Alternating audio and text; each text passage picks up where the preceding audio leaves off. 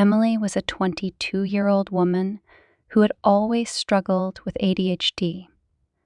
Her life was a roller coaster of impulse, chaos, and the constant juggling of her thoughts. Despite her challenges, Emily had always been resilient, managing to hold down a job as a graphic designer and maintaining a small but tight-knit group of friends who understood and supported her.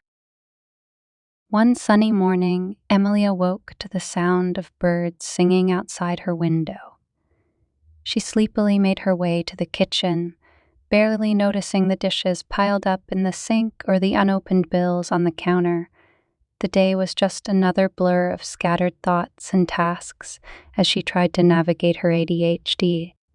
She had developed coping mechanisms and found solace in art, where her hyperfocus allowed her to create beautiful works.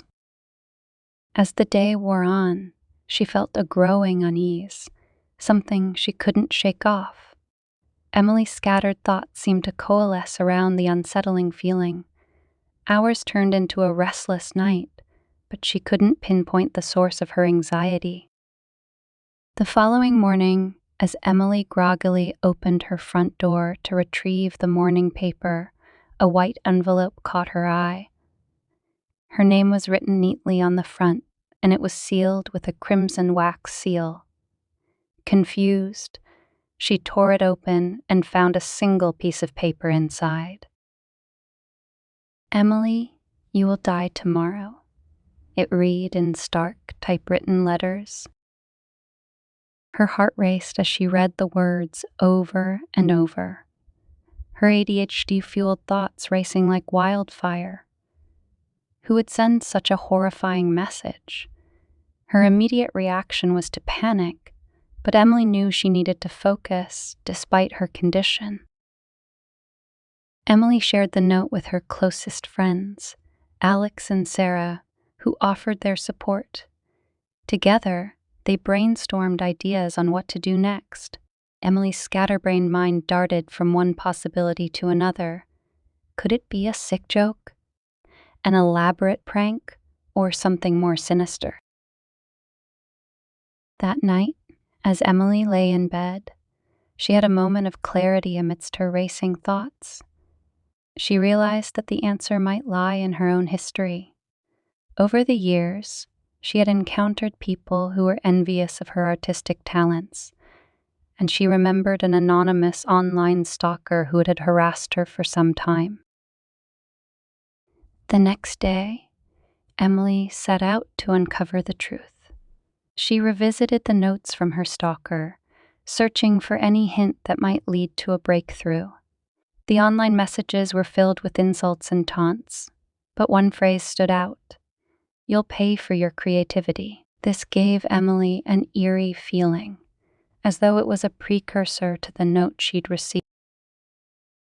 With the help of Alex and Sarah, Emily tracked down the online stalker's identity. To their shock, the stalker turned out to be a former art school classmate, Rachel. Rachel had harbored a deep resentment for Emily's artistic success and had grown increasingly obsessed with her work. In the days that followed, Emily kept a cautious distance from Rachel while continuing to encourage her to seek professional help. Despite the unsettling revelation of Rachel's twisted motivations, Emily couldn't shake the lingering sense of danger. She knew she had to be on guard. One evening, as the sun dipped below the horizon, casting long shadows across her apartment, Emily received a chilling phone call. It was Rachel's voice, trembling with instability.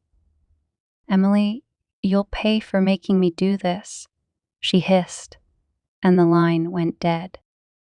Panic surged through Emily's veins, and her mind raced. It was clear that Rachel had spiraled into a dangerous obsession. Emily knew she couldn't rely on the authorities alone, as Rachel's threats were fueled by her past history of stalking. She had to take action to protect herself. With the help of her friends, Emily devised a plan to stay one step ahead of Rachel.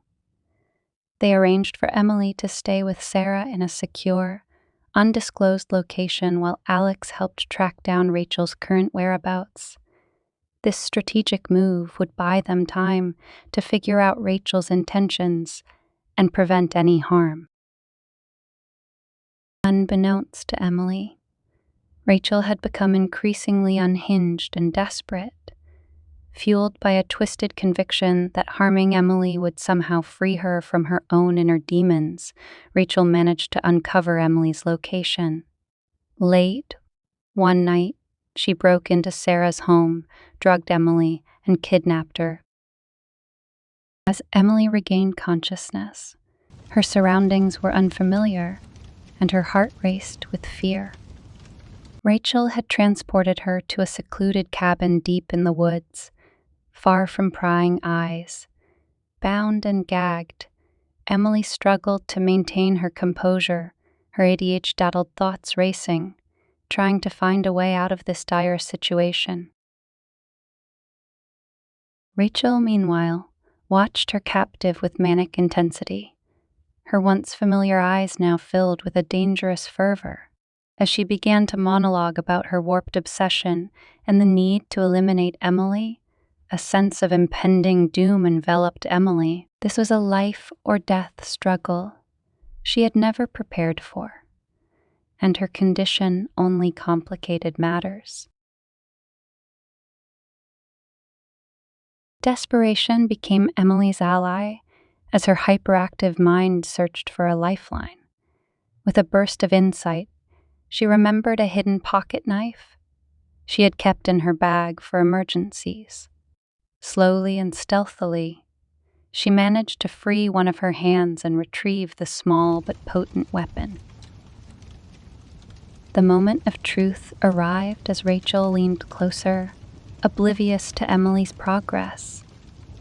With a burst of adrenaline, Emily lunged at her captor, slashing at the ropes that bound her. A struggle ensued, but Emily's determination, honed by a lifetime of coping with ADHD, proved stronger.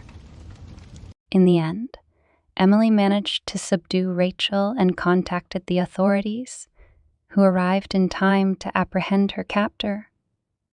It was a harrowing experience, one that would haunt her for years, but Emily emerged from it with a newfound sense of strength and resilience. Her journey through this dark chapter of her life revealed the depths of her inner fortitude and the unwavering support of her friends, proving that even in the most challenging of circumstances, she could overcome the odds.